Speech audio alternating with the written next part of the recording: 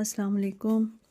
ये 8 क्लास का model paper है आइटम बैंक एसबीए का।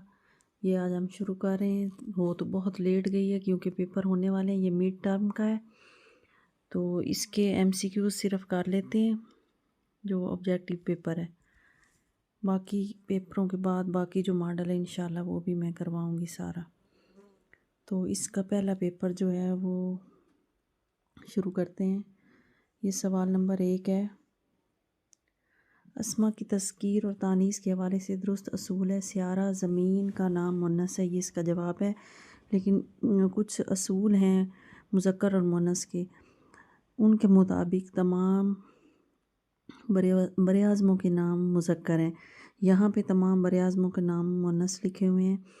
यहाँ दिल्ली शहर का नाम मुज़क्कर है लिखा हुआ है, लेकिन तमाम शहरों के नाम मुज़क्कर हैं सिवाय दिल्ली के।